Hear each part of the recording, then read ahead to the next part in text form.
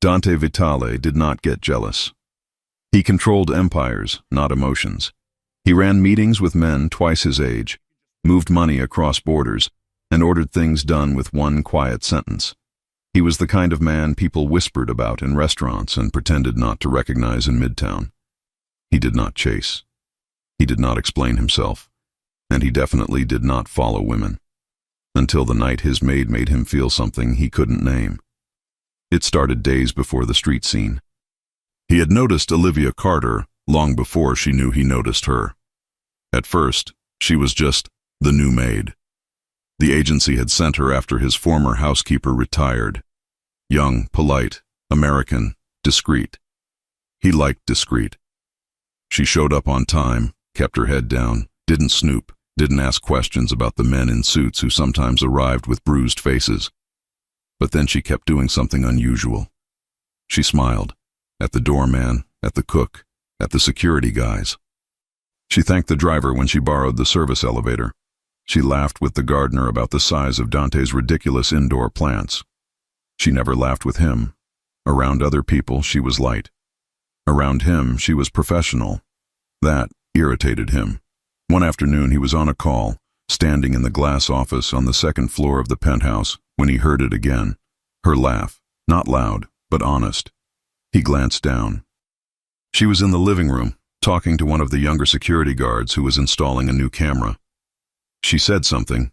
The guard laughed too, and she brushed a strand of hair behind her ear. Dante's eyes darkened. "Boss?"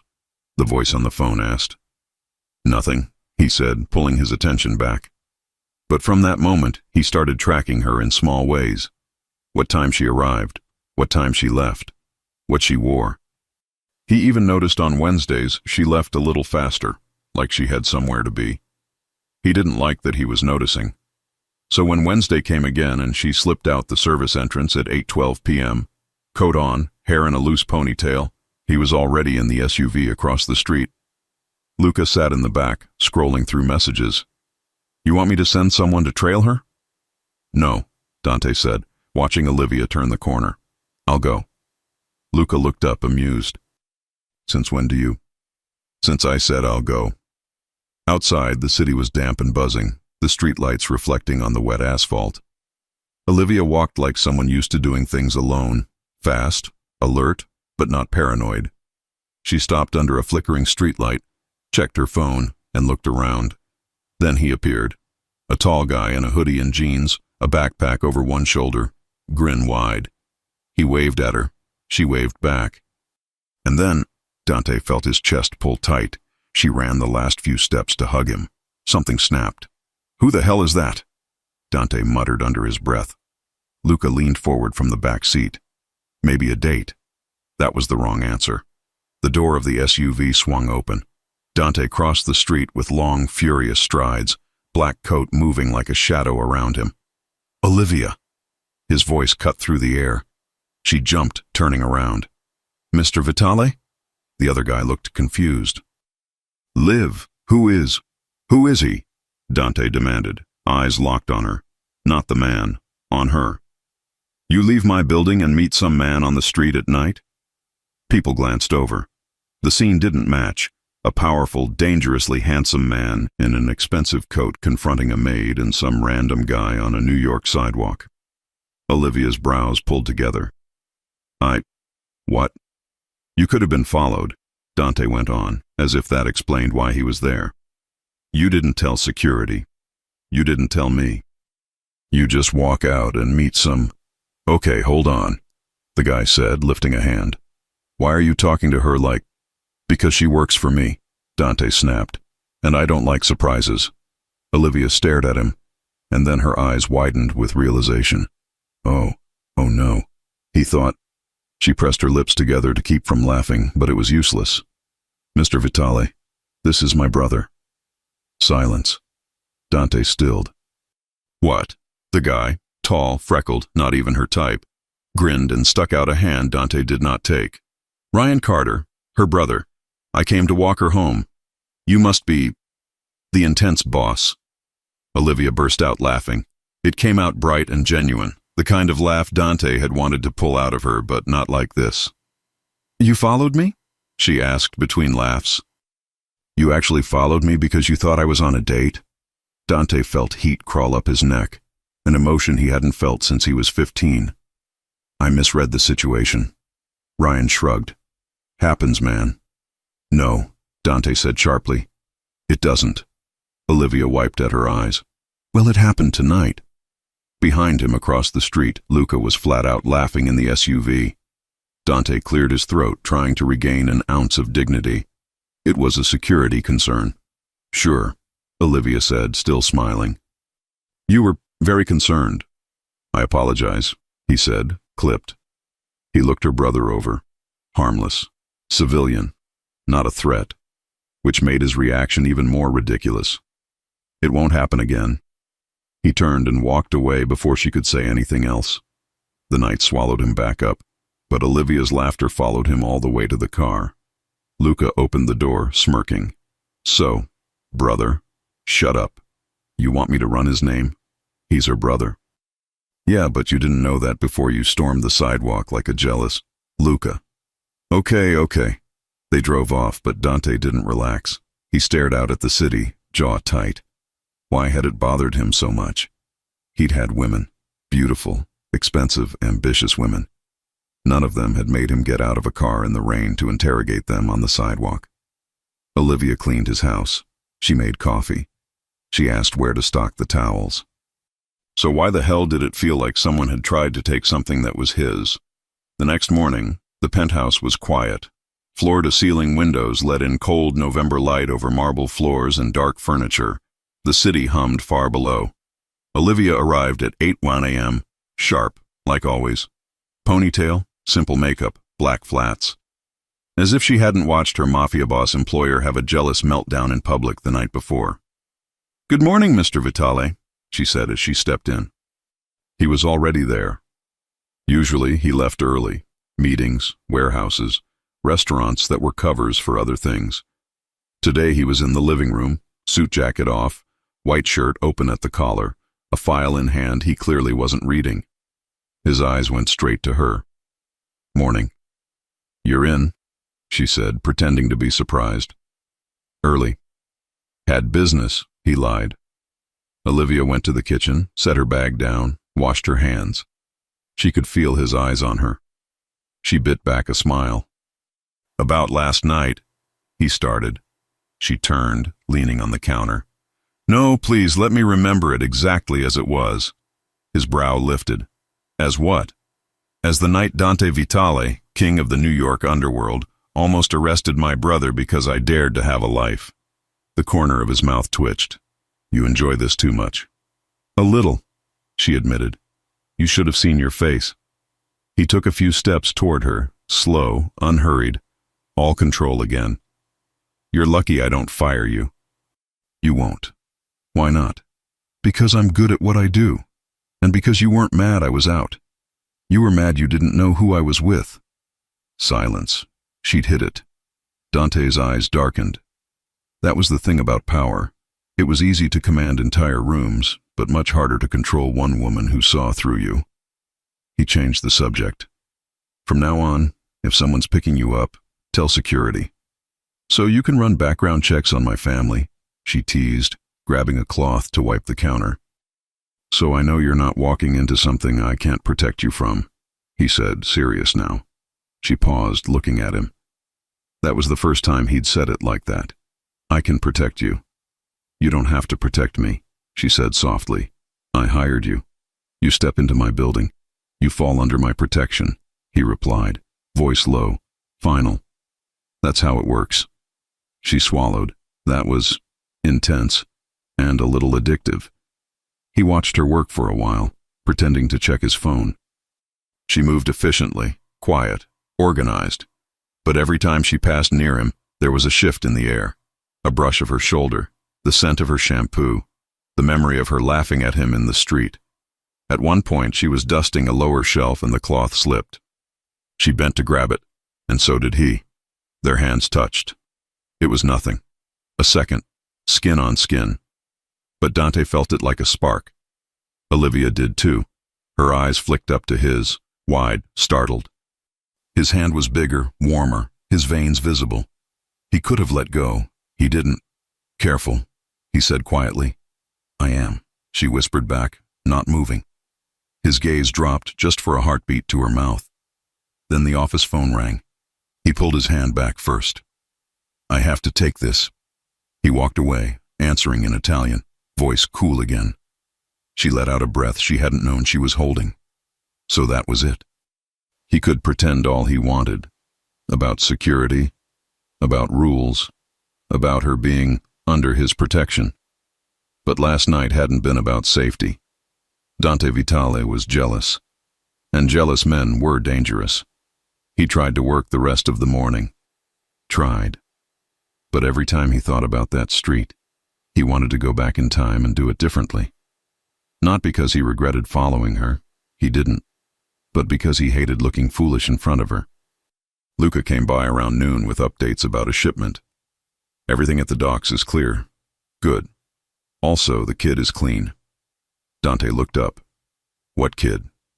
"The brother, Ryan Carter. College student, part-time barista, no record, not connected to anyone." She was telling the truth. Dante shot him a look. "You checked anyway?" Luca smirked. "You're not the only one who gets curious." Dante exhaled slowly. "Don't bring it up again." "Got it. But, boss?" Luca hesitated. "You ever think maybe you're getting too close to the staff?" Dante's stare turned icy. "No, because she's different." "I said no." Luca lifted his hands. "Okay." But Dante knew it was true. Olivia wasn't loud, wasn't flashy. She just belonged in his space, in a way most people didn't. And that was more dangerous than any rival. That evening, when she finished, Olivia grabbed her bag and headed for the elevator. She expected to leave unnoticed. "Olivia." She turned. Dante was standing by the window, skyline behind him, one hand in his pocket. "You're leaving?" "Yes." "With your brother?" "No," she said, smiling. "He works late today. I'm fine." His jaw flexed. "Text someone when you get home." She raised an eyebrow. "You want proof?" "I want to know you got there." She studied him for a second. "You really don't like not knowing, do you?" "No," he said simply.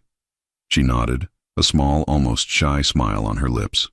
"Okay, I'll text." She stepped into the elevator. He watched the doors close on her.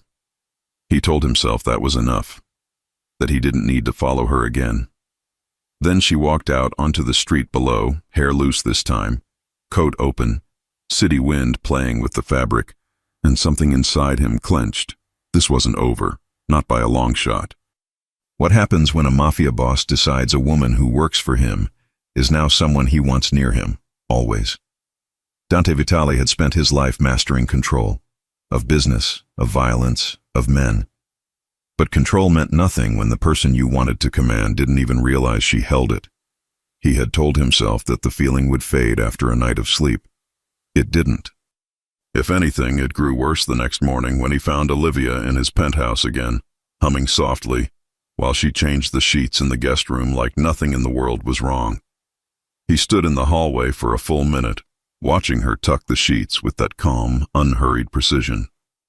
The same woman who'd laughed at him in the street now moved around his home as if she hadn't just cracked the armor of the most feared man in New York.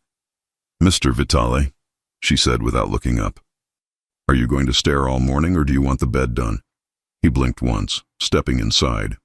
"Do you always talk to your boss like that?" "Only the ones who follow me home," she said, keeping her voice even. That answer should have irritated him. Instead, it almost made him smile. He crossed the room slowly, stopping beside the bed. "You're brave." "Not brave," she said, meeting his eyes. "Just not scared of men who make mistakes." His jaw tightened. "You think that was a mistake? What else would you call it?" He didn't answer, because the truth was, following her hadn't felt like a mistake. It had felt like instinct, dangerous, uncontrollable instinct. He watched her smooth the pillowcase, her sleeves rolled up to her elbows. The scent of soap and something sweet filled the air. He could almost feel the heat coming off her skin. He should have stepped back, Instead, he reached for the corner of the sheet, helping her tuck it in. Her hand brushed his again, just a second, and the air between them changed. Neither spoke. They both felt it. She pulled away first. "I can handle it." "I know," he said quietly. Later that afternoon, Luca dropped by with paperwork. Dante barely listened. His eyes kept drifting toward the sound of Olivia moving around the kitchen, opening drawers, humming to herself. When Luca finally caught his expression, he smirked. "You sure you want her working this close to you?" Dante didn't look away. "She's staff." "Right. Staff that makes you forget what I just said about the shipment." Dante turned slowly. "You enjoy breathing, Luca?" Luca lifted his hands, grinning. "Just saying. You've got that look." "What look?" "The one you get right before you make a problem personal." "Get out." Luca left laughing. Dante leaned back in his chair, running a hand through his hair. Personal. That word stuck. Because it was personal now. Too personal. When evening fell, Olivia was still there. She usually left by 8, but she'd stayed late to finish the laundry. He found her in the laundry room downstairs, folding towels under warm yellow light. Her hair was slightly messy, a few strands falling from her ponytail. There was a tiny streak of detergent on her wrist. "You're still here," he said from the doorway. She jumped, almost dropping a towel. "Jesus, you move like a ghost. Bad habit." He leaned against the frame. "You should have gone home hours ago." "It's raining. I'm waiting for it to stop. You have a driver."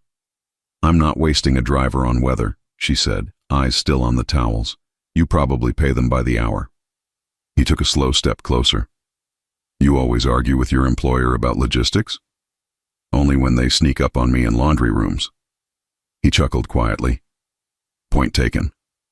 She looked up then, really looked. And for a second, the world went quiet. He wasn't the cold boss in a suit. He was just a man standing too close, sleeves rolled up, hair slightly undone from running his hands through it, eyes darker than they should be. "Thank you for checking," she said softly. "But I'm fine." "I know you are." He paused. "That's what worries me." "What does that even mean?" He hesitated. "It means I can't decide if I want you safe because you work for me, or because you make it impossible to think straight when you're not." The words left his mouth before he could stop them. Olivia froze. "Mr. Vitale." "Dante," he said quietly. She blinked. "Excuse me?" "When we're not in front of anyone else, call me Dante." Her heartbeat kicked. "I don't think that's appropriate." "Probably not." He didn't move, but the air between them thickened. Rain pattered against the windows. The faint hum of the dryer filled the silence. He reached out and brushed the streak of detergent from her wrist with his thumb. Slow, deliberate. Her breath caught. "You missed a spot," he said. She swallowed hard. "You shouldn't." "I know." He stepped back, forcing space between them. "You'll catch a cold waiting for the rain to stop. Let me have the driver take you." "Fine," she whispered. As they walked to the elevator, his hand brushed the small of her back, guiding her forward. Not possessive, protective. But her body didn't know the difference. Neither did his. The next morning, the atmosphere in the penthouse felt different. He was calmer on the surface, but the calm was fragile. Olivia moved around with quiet focus, pretending not to notice the way his eyes followed her every time she entered a room. At one point, she climbed a stepladder to dust a high shelf. He looked up from his laptop, distracted by the sight of her reaching, shirt riding up just enough to reveal the edge of her waist. He told himself to look away. He didn't. "Need help?" he asked, voice lower than he meant. She startled slightly, glanced down, then smiled. "I think I can handle a duster." He stood anyway, coming closer, steadying the ladder with one hand. "Just in case." Her eyes met his from above, something teasing there. "You don't like not being in control, do you?" "No," he said honestly. She laughed softly. "At least you admit it." He looked up at her for a moment longer than he should have. "Careful up there." She climbed down slowly, and when she reached the bottom, they were face to face, close enough that she could see the faint stubble on his jaw, close enough to smell his cologne. Neither moved. She whispered, "Thank you." His hand brushed her arm as he stepped aside. "Anytime." That afternoon, an unexpected visitor arrived. One of Dante's men with bad news about a shipment in Jersey. As Dante spoke with him in his office, Olivia entered quietly to drop a folder she'd found on the counter. The man's eyes lingered on her for a second too long. Dante noticed. The conversation stopped cold. "Eyes on me, not her," he said, voice like ice. The man flinched. "Sorry, boss." Olivia froze, realizing what had just happened. The tension in the room could have cut glass. When the man left, she turned. "You can't talk to people like that because of me."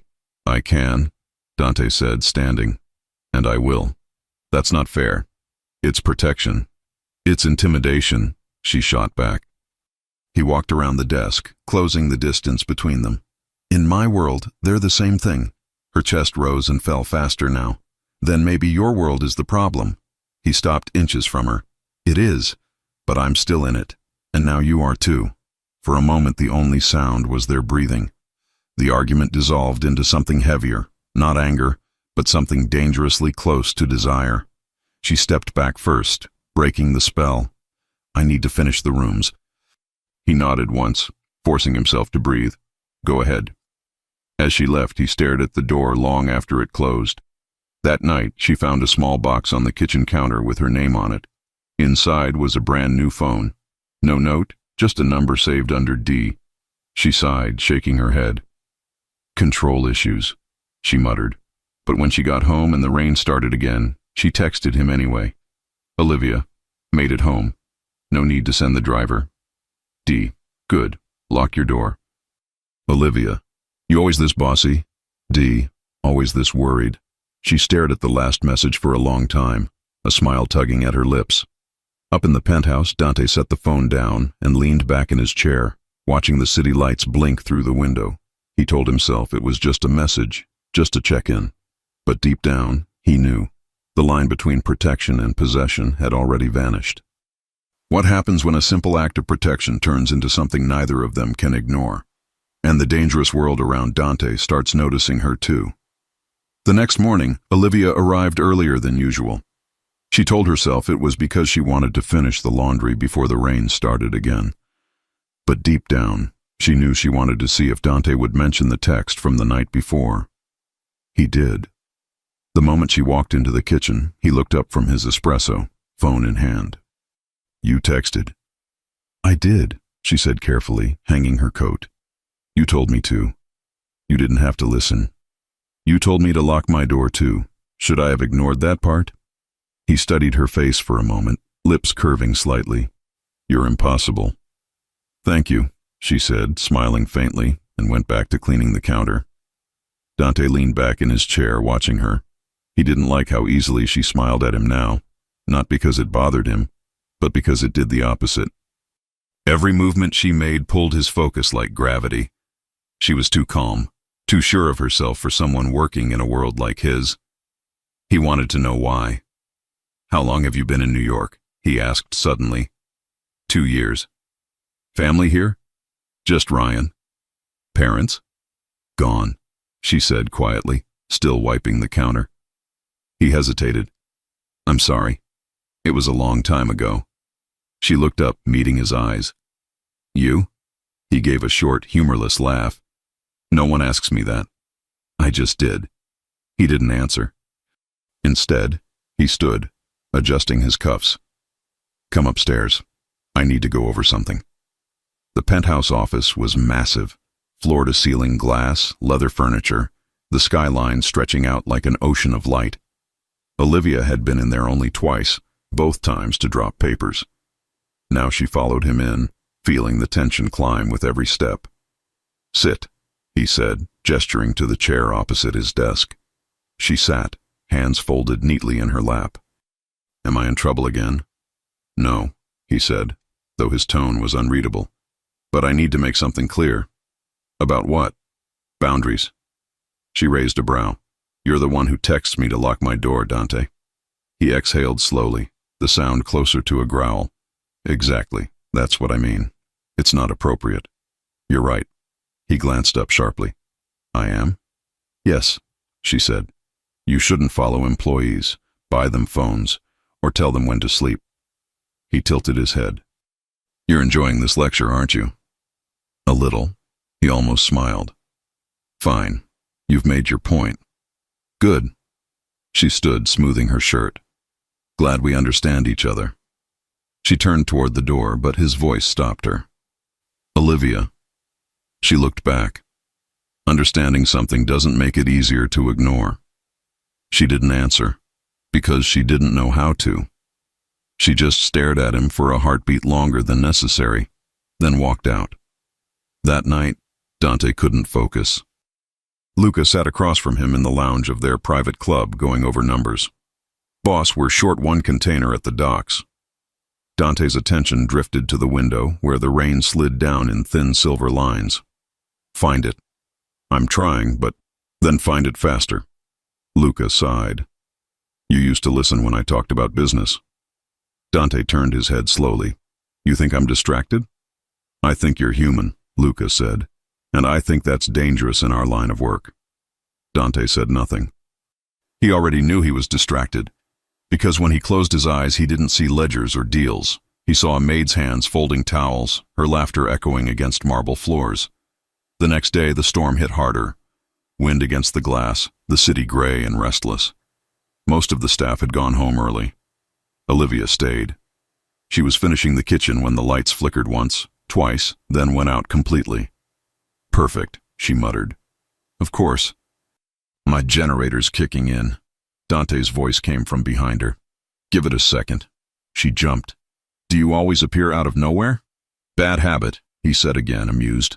The lights hummed back on, weaker but steady. He moved closer. You should head home. It's flooding out there. I'll wait it out. You can't take the subway. I wasn't planning to. Then you'll stay here, he said simply. She blinked. Here, in the penthouse, it's safer. I'll sleep in the guest room. He nodded. Good. Hours later, she was in the guest room wearing one of the soft t-shirts the housekeeper kept for emergencies. She couldn't sleep. The sound of rain against the windows was too loud, and her mind wouldn't stop replaying the way he'd looked at her earlier, like a storm held behind a man's eyes. Finally, she gave up and wandered to the kitchen for water. He was there. No jacket, no tie, just a white shirt open at the neck, sleeves rolled up. He stood by the counter, staring out the window at the lightning flashing over the city. You don't sleep either? She asked quietly. He turned, surprised. Not often. Too many things in your head? Too many people trying to kill me, he said dryly. She smiled.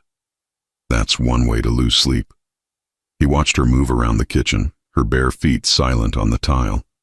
The shirt she wore was slightly too big, brushing mid-thigh. He looked away, then back again, failing miserably to be polite. You hungry? He asked. A little. He opened a drawer, pulling out pasta and sauce like a man who'd done this before. Sit. She sat on the stool, watching him cook. I didn't know Mafia bosses made midnight pasta. Only the civilized ones, he said. She laughed softly. Is this part of my contract? Free dinner with the boss after an accidental kidnapping by the weather? Maybe I'm trying to make up for the street incident. She tilted her head. You keep bringing that up. Because I keep thinking about it. He turned to face her, leaning against the counter, arms crossed. The smell of garlic filled the room. The air between them felt charged again. Olivia, he said quietly, you make this place different. How? I don't know, he admitted. It's quieter when you're not here, too quiet. Her throat tightened. Dante? He cut her off gently. You don't have to say anything. Lightning flashed, illuminating the sharp lines of his face, the shadow of stubble on his jaw, the scar near his temple. He looked like every dangerous thing she should run from, and yet she didn't move. He came closer, slow, deliberate, stopping inches away. Tell me to stop, he murmured. She didn't. He reached up, brushing a damp strand of hair from her cheek. His hand lingered, tracing the edge of her jaw. Her breath hitched. The world outside roared, but inside there was only that touch. warm, certain, addictive. "Dante," she whispered. He leaned in, his breath brushing her skin. "You shouldn't say my name like that." "Like what?" "Like you know what it does to me." Her pulse raced. "Do you?" His eyes locked on hers. "Yes." Their lips almost met. Almost. When a sharp knock broke the moment. "Boss," Luca's voice called from the hall. "We've got a problem." Dante's jaw clenched. "Of course we do." He stepped back, the heat instantly replaced by cold control. "Stay here." She nodded, still breathless, as he walked out. Through the open door she heard fragments of Luca's words. Docks, missing shipment, DeLuca's men seen near the pier. When Dante came back minutes later, his entire posture had changed. No softness, no hesitation. Just the boss again. "I have to go," he said, grabbing his coat. "Don't open the door for anyone. Luca will stay outside." "What happened?" "Nothing you need to worry about." "Dante," he paused, hand on the door. "Go back to bed." When he was gone, Olivia sat there in silence, heart still racing. The pasta on the stove simmered forgotten. Outside, in the storm, Dante's car sped through the flooded streets toward the docks. He told himself he was thinking about the shipment, the business, the rival trying to provoke him. But all he could think about was how close her lips had been to his, and how dangerous it felt to care about anyone in his world. Back in the penthouse, Olivia finally walked to the window. The city below was alive with thunder, but her reflection in the glass looked calm. Maybe too calm for someone who'd just realized she wanted the one man she couldn't have. She touched her fingers to the glass, whispering to herself, "What are you doing?" She didn't have an answer. Hours later, around 3 a.m., the elevator opened. Dante returned, soaked, tired, shirt half undone, knuckles bruised. He froze when he saw her waiting in the hallway. "You're supposed to be asleep," he said, voice rough. "I couldn't." Her eyes went to his hands. "You're bleeding." "It's nothing." She stepped closer, taking his wrist gently. "Sit." He didn't argue. For once, he let someone take care of him. She cleaned the cut, her hands trembling slightly. "Does this happen a lot?" she asked softly. "Often enough." "You should stop." "I can't." "Because of the business?" He looked at her, really looked. "Because this is who I am." She pressed a towel to his hand, eyes glistening. "Then promise me you'll at least be careful." He gave a half smile. "You care? Don't make me regret it." He laughed quietly, low in his chest. Too late. For a moment it was quiet again. The storm had eased outside, leaving only the hum of the city. She kept her hand on his, and neither moved. When she finally looked up, their eyes met, and that was all it took. Every line they'd drawn, every rule they'd tried to follow, vanished. He leaned forward, brushing his lips against hers. It was soft, almost cautious at first, then deeper, hungrier. She tasted rain and danger, and something that felt like truth. When he finally pulled back, he rested his forehead against hers. "You shouldn't be here." "I know, but I'm not sending you away." What happens when the world that made Dante dangerous finally finds out he has someone, to lose? Olivia woke up in the guest room of a Mafia boss's penthouse knowing one thing for sure. After last night, nothing would ever be just work again. She hadn't meant for it to happen. She hadn't planned to kiss him. She definitely hadn't planned to patch up his hand at 3 a.m. while he sat there, shirt undone, wet from the rain, and looking at her like she was the only quiet thing in his world. But she had, and he had kissed her back, fully, without hiding, without pretending it was a mistake. Now she had to walk out there and see him like they hadn't crossed a line. She got dressed quickly in the extra clothes the housekeeper kept for emergencies, simple black pants, a soft beige sweater. She tied her hair back, took a deep breath, and stepped into the hallway. Dante was already awake. Of course he was. He was in the kitchen, suit pants on, white shirt rolled at the sleeves, coffee in one hand, phone in the other. His hair was still damp from the shower, and he had that look again, half boss, half man who hadn't slept much.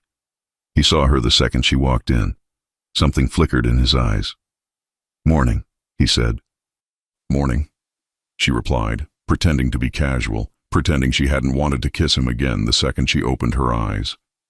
He watched her go to the sink, wash her hands, start preparing breakfast like any other day, like she was still the maid, like he hadn't held her face in his hands hours ago. "You don't have to work today," he said suddenly. She looked over her shoulder. "I work here. That's what I do." "You were up half the night. So were you." "That's different." "How?" she asked, turning fully now. "Because you run an empire and I run a dishwasher." His jaw clenched. "Because someone took a shot at us last night." She froze. "What?" He set the coffee down.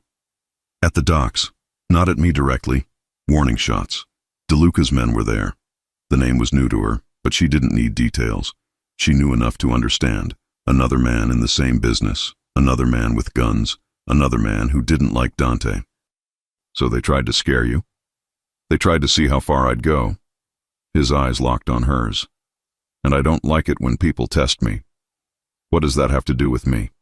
He hesitated, and in that hesitation she understood. "They saw me," she whispered.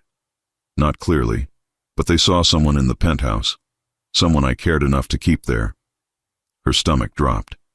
"Dante, this is why I told you to tell security when you meet people. This is why I follow when something doesn't make sense. This is why I don't like surprises. You think they'll come after me?" "I think," he said slowly, "that when a man like DeLuca wants leverage, he looks for whatever you're trying to protect." She swallowed. "And you're trying to protect me?" "Yes." His answer was immediate, firm.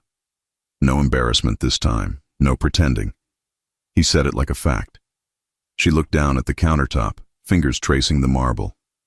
"I didn't ask for that." "I know. I just took a job." "I know." "I didn't know you'd want you," he finished for her, voice low. "Neither did I." Silence stretched between them. He stepped closer, resting his hands on the counter, crowding her in but not quite touching. "So now we adjust." "How?" "You stay here until I say it's clear." Her head snapped up. "Here, as in, live here? Temporarily. Dante, I can't just move into your penthouse because a guy you hate saw a light on." "You can," he said, "because you already stayed once. Because I know they were at the docks. Because I am not letting anyone get near you to make a point to me." She stared at him. "You really think they'd use me?" He didn't blink. "I would." That stunned her more than threats, more than guns, more than the name DeLuca. "You would?" she breathed. He nodded once. "If I saw an enemy get out of his car at 3 a.m. to go back upstairs for someone, I'd know she mattered." Her cheeks warmed. "I didn't know you saw that." "I see everything." He said it like a warning and like a promise. By noon, the decision wasn't optional anymore. Luca came in with his usual unbothered swagger, but Olivia noticed his eyes were sharper, more alert. He scanned the windows, the elevator, the entrances. "We got confirmation," he said to Dante. "DeLuca's guy was taking pictures." "Of the docks?" Olivia asked. Luca glanced at her, then at Dante. "Of the building." Dante's voice dropped. "You sure?" "Yeah. They know where you live." "And they saw someone else walk around here last night. Blonde, smaller, definitely not staff we know." Olivia's heart hammered. "That was me." "Yeah," Luca said. "That's why I'm saying, if you don't want her hurt, stop pretending she's just the maid." Dante nodded once. "She's staying here." Luca smirked. "Thought you'd say that." Olivia looked between them. "Wait, do I get a say?" "No," both men said at the same time. She huffed. "Unbelievable." Dante's lips twitched. "Get your things after work." "I don't have things. I rent a small room." "Then we'll send someone to get what you have." "This is insane. This is protection. This is control." He didn't deny it. "Yes." She stared at him for a long second. "Fine, but I'm not sleeping in the same bed as you." He raised an eyebrow. That wasn't on the table. She blushed. Luca coughed to hide a laugh. That evening, while the city glowed under a cold dusk, Olivia stood in the guest room that was now, temporarily, hers. Fresh sheets, soft lighting, floor-to-ceiling window with a view of the skyline. It felt like everything and nothing at once. She heard a knock. "Come in." It was Dante. He was different now. In a black shirt, no tie, holster on his shoulder. He didn't try to hide it. If she was going to stay in his world, she might as well see it. "You okay?" he asked. "Yes." "You can say no." She gave him a look. "Can I?" He smirked. "You can complain." "I already did. I heard." He stepped into the room, looking around. "If you need anything," she folded her arms. "I need to know something." "What? Why are you doing this? Really? And don't say protection." His eyes met hers, steady. "Because they figured out I have a weak spot, and because I am not losing you over a man I should have taken out months ago." Her breath caught. "You don't even know if you have me." He took 2 slow steps toward her. "Don't I?" She didn't answer. He lifted a hand, brushing his fingers down her arm, slow, deliberate. Her skin erupted in goosebumps. He watched it happen. "This is what I meant," he said softly. "I can't have you walking around the city like you don't belong to anyone, not when I feel this." She looked up at him, heart in her throat. "Say it." "I want you close," he said. "I want you where I can see you. I want you safe. And I want them to know you're under me." Her knees almost buckled. "That sounds possessive." "It is." She swallowed. "And if I say it's too much?" His eyes softened just a fraction. "Then I'll still protect you. But I won't pretend I don't want more." Her chest rose and fell faster. "Dante." He leaned in, not to kiss her, but to speak against her ear. "You have no idea what it does to me that you laughed at me in the street and I still can't stop thinking about you." She smiled, eyes closing for a second. "You're not going to forgive that, are you?" "Never." He pulled back just enough to look at her. "Dinner's in 20. Don't disappear." Dinner was quiet, but not awkward. He sat at the head of the long table. She sat at the side, closer than a staff member would, further than a lover would. He didn't let the other staff serve tonight. He dismissed them and did it himself, plating the food, pouring the wine. "You cook," she said, surprised. "I eat," he corrected. "I like it good.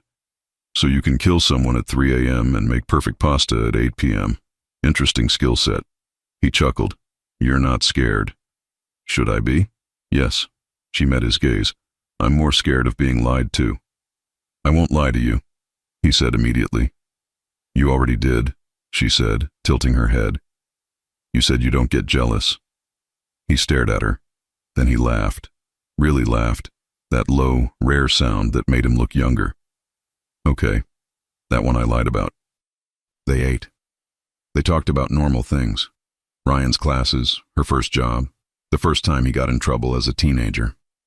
She learned he grew up in Brooklyn, that his father was old school, that violence had been in his life long before he chose it. "You don't regret it?" she asked. "No. Not even now." He held her gaze. "Not even now." That answer should have scared her.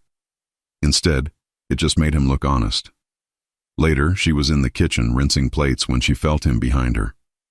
She didn't have to turn. She knew his presence now.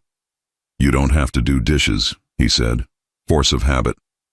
He reached around her, taking the plate from her hands, his chest brushing her back. Her breath hitched. He set the plate down and didn't move away. "Olivia." "You know this changes everything, right?" She stared at the sink. "I figured. You can't go back to being just staff." "I figured that too." His hand slid slowly from the counter to her waist, fingers pressing lightly over the fabric of her sweater. Not grabbing, not rushing, just claiming. She closed her eyes. "You're not scared?" he murmured. "I am," she whispered. "Not of you." of the mess. I'll handle the mess. You can't control everything. He bent, lips near her ear. Watch me. She almost turned to kiss him then. Almost, but a sharp buzz sounded on his phone. He checked it and the softness vanished from his face. What is it? She asked. He was already in boss mode again. They moved. Who? DeLuca's guys. They were near your old building. Her blood ran cold. What? They were looking for you, he said, eyes on hers. They asked the landlord if you still lived there. She felt her legs weaken. How did they?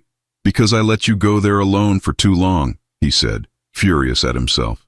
That's over. I don't live there anymore, she said quickly. Your men picked up my things. They don't know that yet, he said. So we're going to make sure they never get close enough to find out. She nodded, heart pounding. Okay. He cupped her face suddenly, his thumb tracing her cheek. Look at me. She did. They will not touch you, he said, each word slow and lethal. Not while I'm breathing. She believed him, completely. That night, the penthouse was quieter than usual. Security doubled at the entrance. Luca stayed downstairs. The cameras were checked twice. Olivia sat on the edge of the guest bed, staring at the door, feeling the weight of a life she hadn't chosen closing in on her. She heard footsteps. A soft knock. It's me, Dante's voice said. She opened. He stood there in a black t-shirt, no holster this time, hair slightly messy, eyes tired. You can't sleep either, she asked. He shook his head. I keep seeing them at your building. I'm not there. I know. He exhaled. I still see it. She hesitated.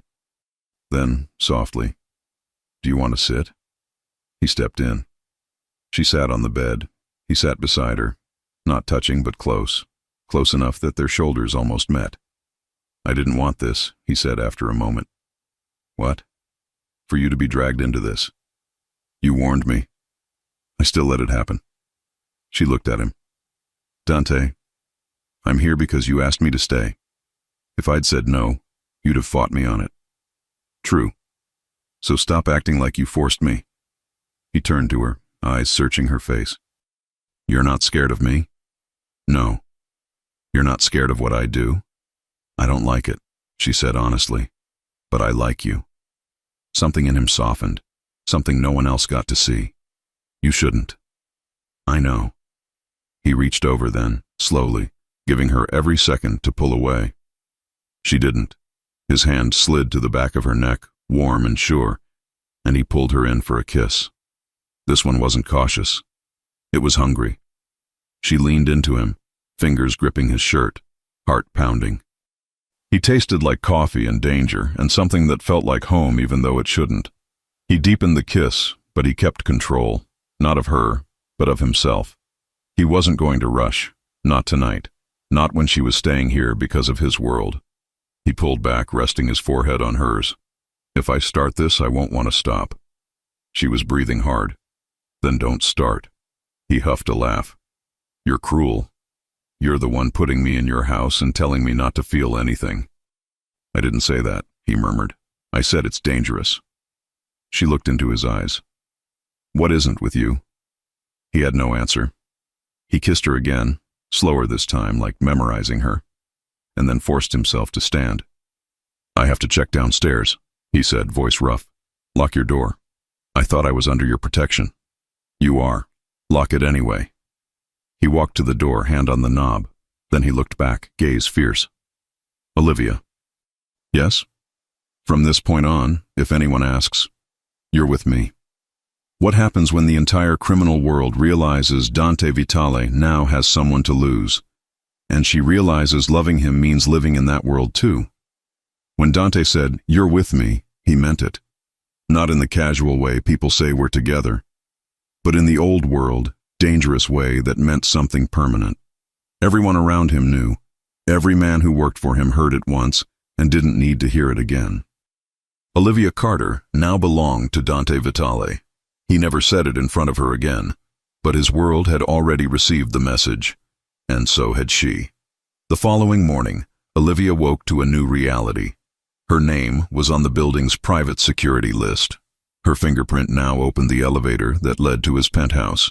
And for the first time, the guards outside nodded respectfully instead of pretending she was invisible. It should have felt safe. Instead, it felt like standing in a spotlight. She entered the kitchen to find Dante already on the phone, pacing near the window. The skyline behind him looked sharp, metallic, just like the man in front of it. "Yes," he said quietly into the phone.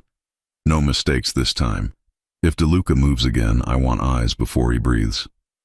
He hung up and finally looked at her. His face softened instantly. "Morning." "Morning," she said, pouring herself coffee. "Planning another war?" "Preventing one." She arched a brow. "That's comforting." He smirked. "You slept?" "Barely. I told you you'd get used to it. I don't think anyone should get used to men with guns outside the door. That's because you didn't grow up with them." She looked at him for a long second. "Is that what this is for you? Normal? Necessary?" She didn't push further. She'd learned that Dante only gave answers in pieces, fragments of truth wrapped in silence. The day unfolded strangely domestic.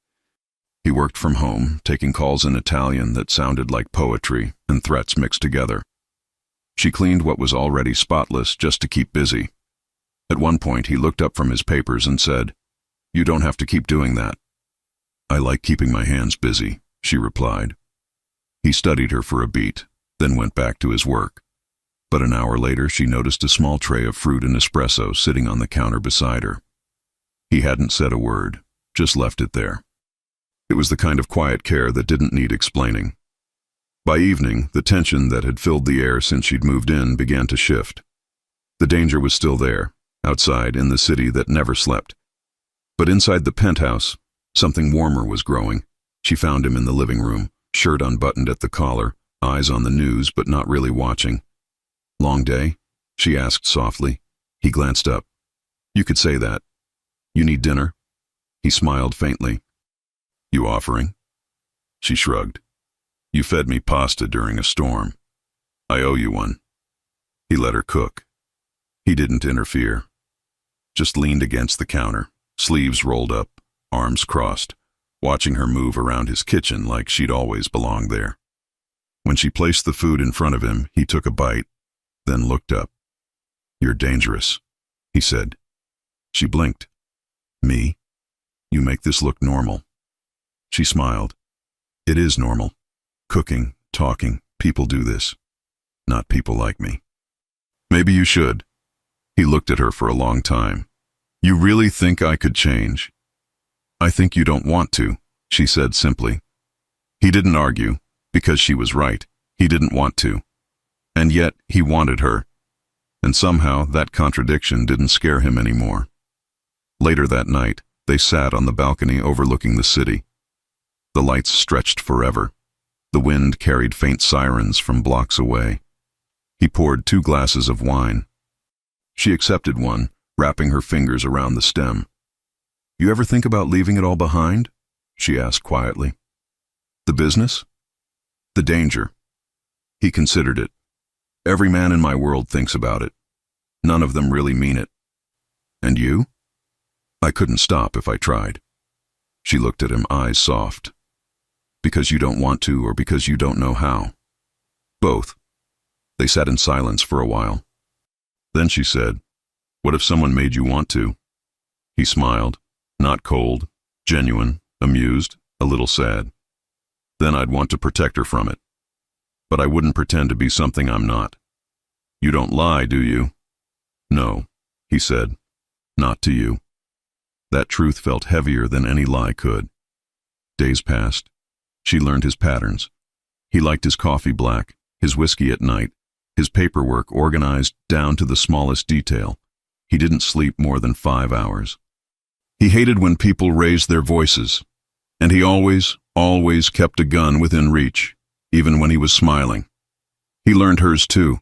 She hummed when she cleaned, she laughed at bad jokes, she talked to herself when she cooked, and she called him Dante now, not Mr. Vitale. That alone made every man in his circle nervous. No one else dared say his first name.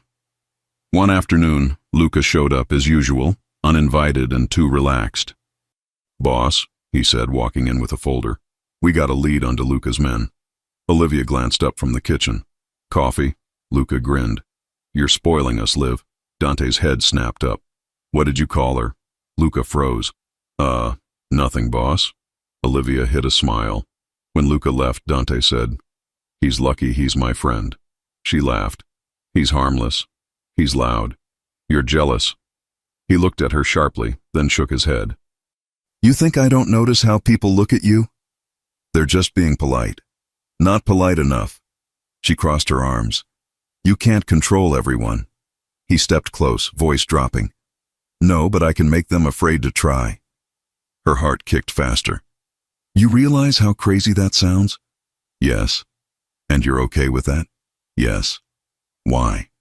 "Because it's the only way to keep you safe." She stared at him for a long second. "You really believe that?" "I know it." And maybe, she thought, that was what made him who he was. A man who equated love with protection, control with care. It was twisted, but it was real. That night, he took her somewhere new. He didn't say where they were going, just told her to wear something nice. The car stopped in front of a quiet Italian restaurant downtown, not one of his flashy spots, but something older, warmer, full of candlelight and low jazz. "This is yours," she realized as they stepped inside. He nodded. "One of them." The staff greeted him with respect, not fear, but reverence. A table waited in the corner, private and set for two. He held her chair. "This doesn't feel like your world," she said softly. "It's the part I don't show most people." They ordered, they talked, and when the music changed, he extended a hand. "Dance with me." Her eyes widened. "Here." "Why not?" She hesitated only a second before placing her hand in his. He led her onto the small open space near their table. His hand settled at her waist, hers rested lightly on his shoulder. He moved like he was born to it, steady, confident, close. She smiled up at him. "Who taught you this?" "My mother," he said quietly, "before she died." Her chest tightened. "You never talk about her." "She loved music," he said simply. "Said it was the only thing that made the world feel safe." Olivia pressed her head lightly against his chest. Maybe she was right. He held her a little tighter. When they left the restaurant, two of his men flanked the car. She noticed, but didn't ask. She'd learned not to. Halfway home, Dante's phone buzzed. He checked the screen, face hardening. "What is it?" she asked. He didn't answer. "Dante?" He closed the phone slowly. "Ryan." Her pulse skipped. "What about him?" "He's fine," Dante said quickly. But DeLuca's men made contact. Her breath caught. "What do you mean, contact?" "They followed him after class. Didn't touch him. Just made sure he noticed." "Oh my God." "He's safe now," Dante said. "Luca's men picked him up. They're bringing him here." Her voice trembled. "You think they did it to scare you or me?" "Both." When Ryan arrived, pale and confused, Olivia ran to him. "Are you okay?" "Yeah," he said. "They didn't do anything, just stared. One of them said your name, then mine." Dante stood behind her, silent, calculating. Ryan looked at him. "You said you'd keep her safe." "I will," Dante said.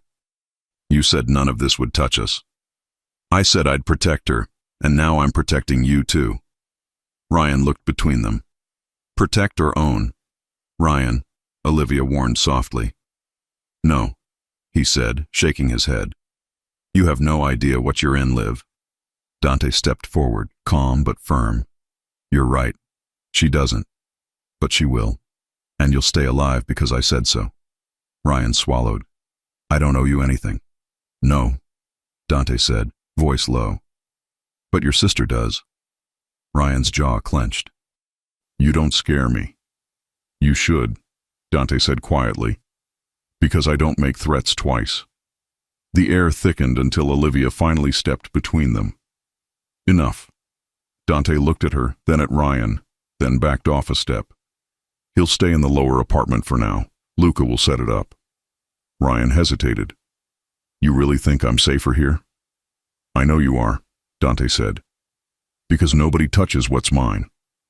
Ryan looked at his sister, then back at Dante. That's exactly what I'm afraid of. That night, Olivia couldn't sleep. She lay in bed staring at the ceiling, hearing every distant sound of the city, every echo of Ryan's voice. Dante knocked once, then stepped inside quietly. You awake? She sat up. You shouldn't be here. Neither should you, he said. But we are. He crossed to her, sat on the edge of the bed, close but not touching. I meant what I said. He's safe. I know. You're angry. I'm tired, she said, of pretending this isn't bigger than me. It is bigger than you, he said softly. It's bigger than me too. Then why don't you stop? He looked at her for a long moment. Because this is all I know. She exhaled shakily. And if I asked you to walk away? He shook his head. You wouldn't. Why not? Because you already know who I am, and you kissed me anyway. Her throat tightened. That doesn't mean I'm okay with this. It means you see me, he said quietly, and no one ever has. She looked at him, the man everyone feared, sitting there like he'd finally let someone in. And she realized she wasn't just living in his world anymore. She was part of it. He reached for her hand.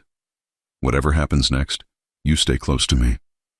I always do, she whispered. He leaned in and kissed her, deep and certain, the kind of kiss that felt like both a promise and a warning. When DeLuca decides to strike back, Dante must face the cost of loving someone outside the Mafia, and Olivia will finally see just how far he's willing to go to protect what's his. It happened on a Tuesday. Nothing about the day said danger. The sky was clear, the city was noisy. Dante was in his office going over shipments, and Olivia was making lunch like this was a normal home and not the headquarters of a man other criminals watched from a distance. Ryan was in the lower apartment, trying to pretend he wasn't under protection. He'd argued, complained, said he didn't want to be part of this. But he was still there, because even he knew that if men from Dante's world had his name, he couldn't go back to pretending he was just a college kid. Olivia took him food every day. Don't get used to this, she always said. I already am, he always said back. At noon, she went down like always. She knocked. Ryan, open. I brought... No answer. She frowned.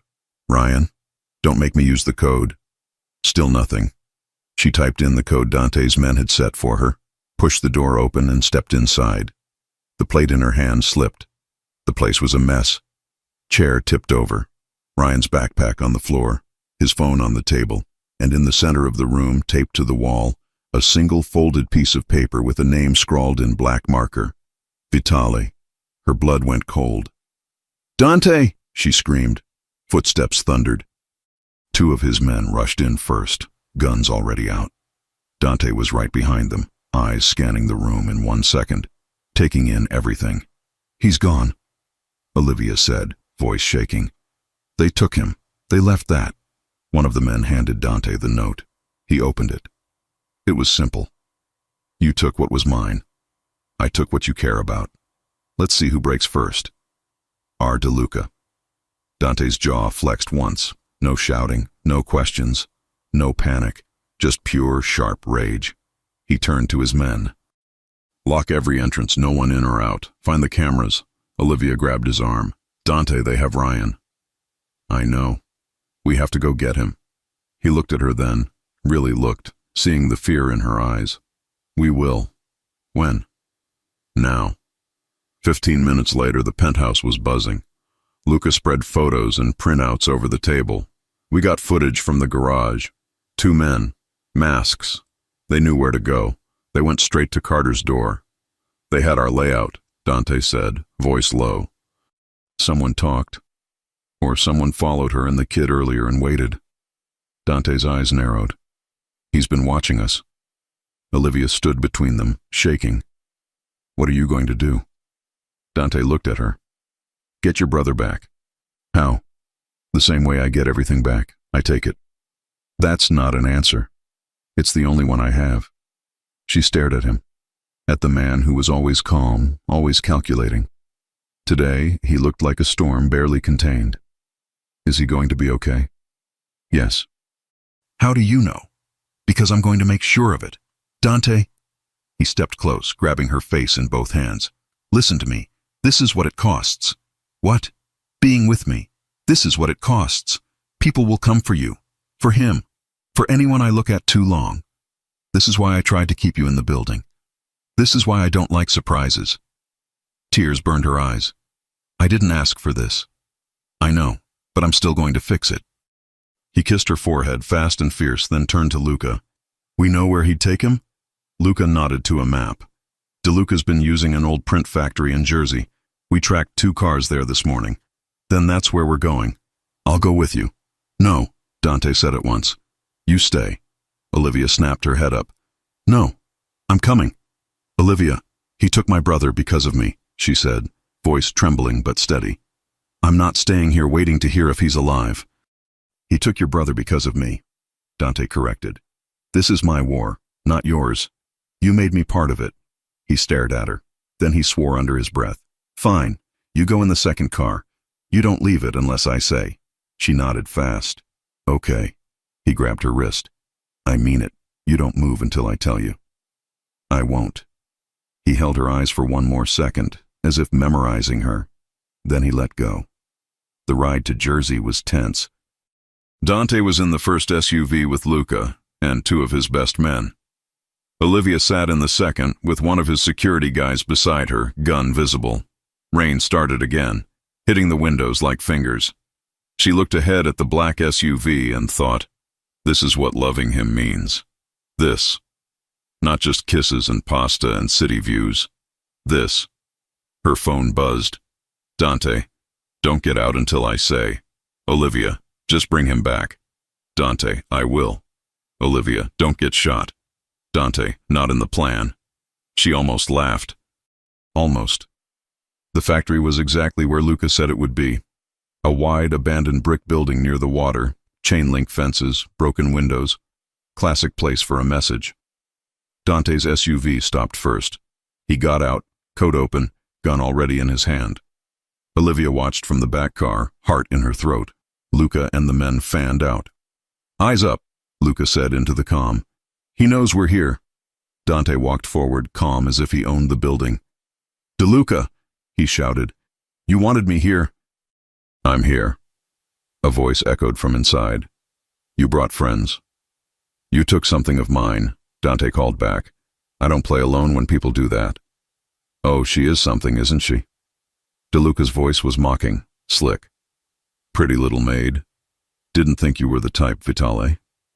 Dante's grip tightened. You touch her, I burn your entire operation. Relax, DeLuca said. I didn't take the girl, yet. I took the brother, to show you how easy it is. Olivia clawed at the door handle, but the guard beside her shook his head. Boss said stay. She could see inside from where she sat, not clearly, but enough. A chair, a figure. Ryan, hands tied, mouth taped but alive, her eyes filled. Dante stepped into the doorway, but not too far. He knew better than to walk into a trap. Let him go, he said. You hurt my people, I hurt yours, DeLuca said, stepping into view. Mid-40s, dark coat, smirk that said he liked this. You thought you could steal my men, my territory, my shipments, and I wouldn't respond? You sent men after a woman, Dante said. That's weak. I sent men after your weakness, DeLuca replied. Big difference. You want me? Dante said. I'm here. Let him go. DeLuca laughed. You think I don't see what's happening? You think I don't see you going soft? Bringing a civilian into your house?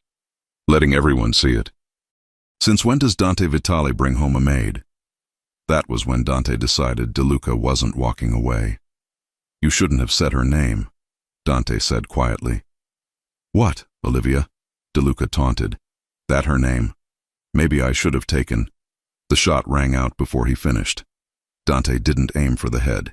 He aimed for the shoulder, enough to drop him, not enough to kill him yet. DeLuca shouted, falling back.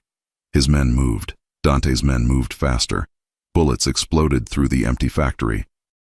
Stay down, the guard barked to Olivia. As she ducked in the car, hands over her head, she saw flashes, heard shouts, felt the car shake. It was over fast. Dante never wasted time in firefights.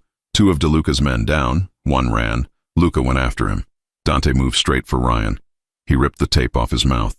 "You okay?" Ryan coughed. "I am now." Dante cut his hands free. "Get up." Ryan staggered. "Where's Liv?" "Outside." Ryan's face broke with relief. They rushed out together. The second Olivia saw her brother, she bolted from the car, ignoring the guard, ignoring Dante's order, and ran straight to him. "Ryan!" she cried, throwing her arms around him. "Are you hurt? Did they hurt you?" "I'm fine," he said, hugging her tight. "I'm fine." He came. She looked at Dante over Ryan's shoulder. He was standing there, gun still in his hand, chest rising and falling, eyes only on her. He'd risked a war for a boy who wasn't his. For her. She mouthed, "Thank you." He nodded once. Later, back at the penthouse, after the doctor checked Ryan and Luca made sure DeLuca had been handled for the night, Dante finally let himself breathe. Olivia found him in his office, staring out at the city again. "You okay?" she asked. He didn't turn. "You didn't listen." "I know. I told you to stay in the car." "I know." He turned now, eyes blazing. "You could have gotten shot. You could have gotten shot. I'm used to it." "I'm not," she said, voice shaking now that it was over. "I'm not used to seeing you walk into a building with a gun and no fear. I'm not used to you risking your life because of me." He walked around the desk, coming close. "That's what this is, Olivia. That's what being with me looks like. You wanted to be part of it." "I wanted you," she said. "Not the guns. You can't separate them." "I know." He took a breath, then said it. The thing he hadn't planned to say. "I knew about you before you worked for me." She froze. "What?" He held her gaze. "You think an agency sends someone into my home and I don't check? I knew your name. I knew your brother. I knew you worked 2 jobs. I knew you never missed a payment. I knew you weren't connected to anyone." Her eyes burned. "So you... what, picked me?" "Yes." "Why?" "Because you were clean," he said. "Because you weren't using the job to get close to me. Because you smiled at the doorman for real. Because you came in, did your work, and left. Because you were light in a place that's dark most days." She stared at him, disbelief and something else mixing in her chest. "So when you followed me that night, I already knew you had a brother," he admitted. "I just didn't like seeing you laugh with another man." She let out a breath that was half a laugh, half a sob. "You're unbelievable. I told you I don't like surprises. You could have told me. You would have quit." She paused. "Maybe. I didn't want you to quit. And now, he said, stepping even closer, "I want you to stay, even after today, even after seeing what this life costs." She swallowed hard. "I almost lost my brother. But you didn't. Because of you." "Yes." She looked up at him, eyes wet. "I love him." "I know. I can't lose him." "You won't," he said. "Not while I'm here." She searched his face. "And you? Who protects you?" He almost smiled. "No one." She lifted a hand and touched his cheek. "I could." His eyes darkened. "That's not your job." "I don't care." He grabbed her wrist, pulled her in. The kiss wasn't gentle this time. It was relief, anger, adrenaline, all of it at once. She kissed him back just as hard, fingers tangling in his hair. He broke away first, breathing hard. "Marry me." She blinked. "What?" "Marry me," he repeated, like it was the easiest thing in the world. "You're already in my house. My men already know your name. DeLuca already tried to use you. There's no going back. Marry me." Her mouth opened. "Dante, you were in a shootout an hour ago." "I don't want to wait," he said. "I don't want to pretend you're just the maid. I don't want anyone thinking you're temporary. You're mine." She shook her head slowly, stunned.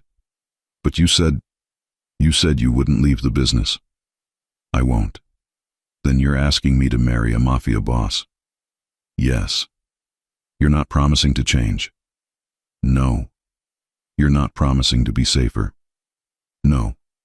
You're just asking me to stay in it. With you? Yes. She stared at him. At the man who just risked his life for her brother, who'd admitted he'd investigated her before she even cleaned his floor, who didn't lie about who he was. And for the first time she realized he wasn't going to be redeemed. He was going to be loved anyway. I need to think, she whispered. He nodded once. Then think. He stepped back, giving her space, something he rarely did. But as she walked toward the door, he said, Olivia. She looked back. I'm not asking because I'm afraid of losing you, he said. I'm asking because today proved I can't afford to. Will she marry a man who just proved he will always choose the crime, even while choosing her? Or will loving Dante Vitale mean accepting a life where danger never leaves? The days after the kidnapping felt like the calm after a war. Ryan was alive. DeLuca was gone. No one asked how. And New York, in all its chaos, went back to pretending it didn't know the name Dante Vitale. But inside the penthouse, nothing was the same. Olivia woke every morning to quiet she didn't trust. Dante worked, made calls, met people, but his eyes found her every time she walked by, as if to make sure she was still there, still breathing, still his. They barely talked about what had happened. They didn't have to. Some things in his world didn't need words.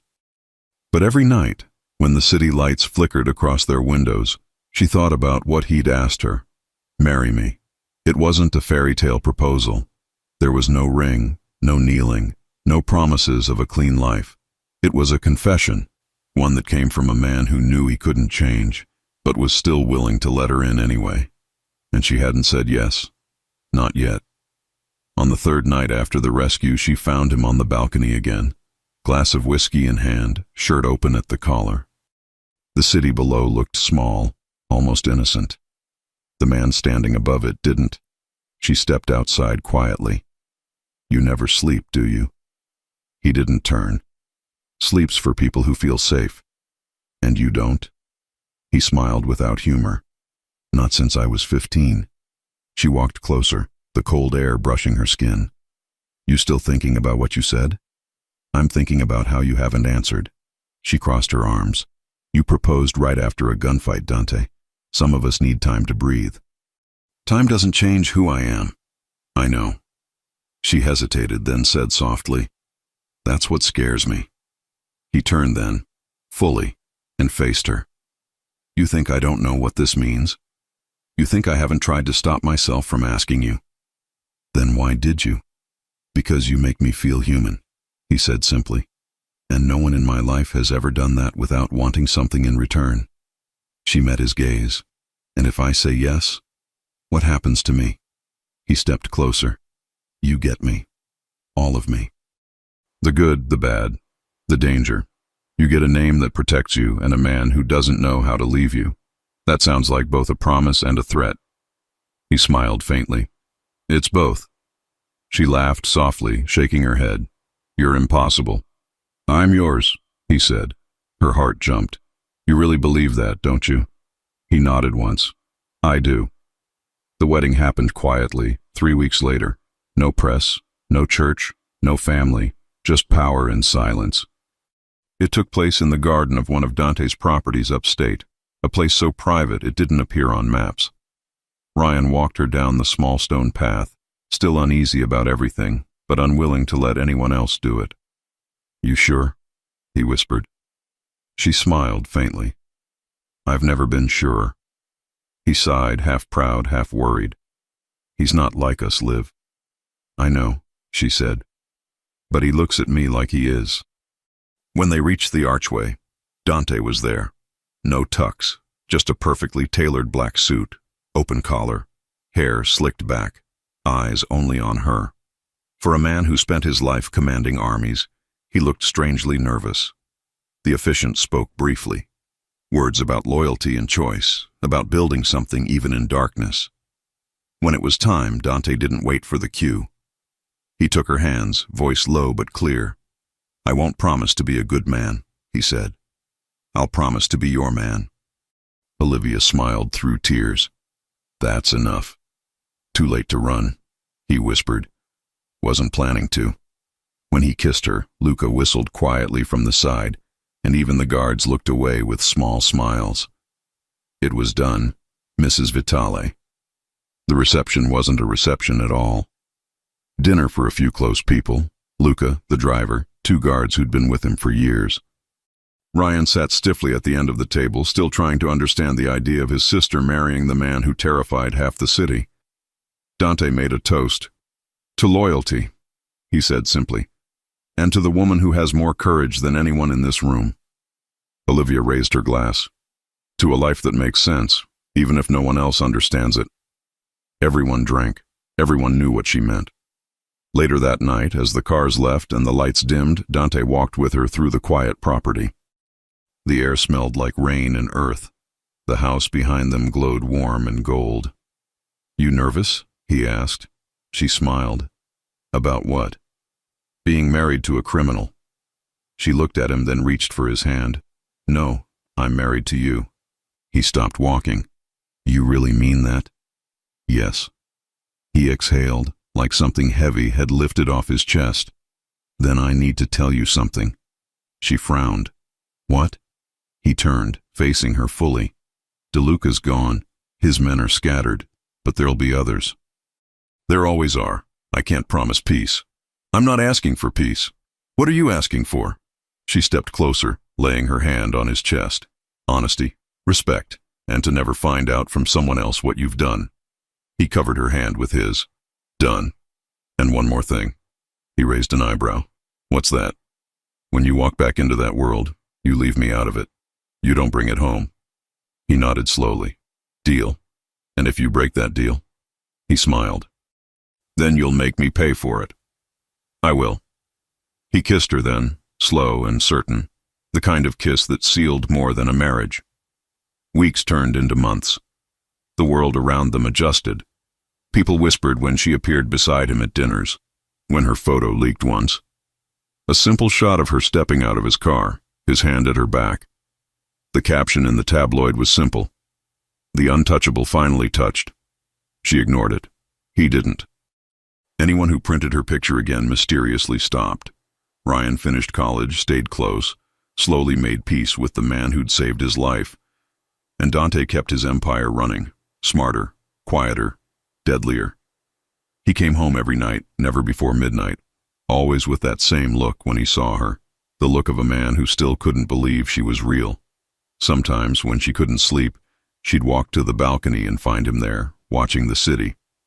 "You still thinking about it?" she'd ask. "About what?" "The other life, the old one." He'd smirk. "This is the life.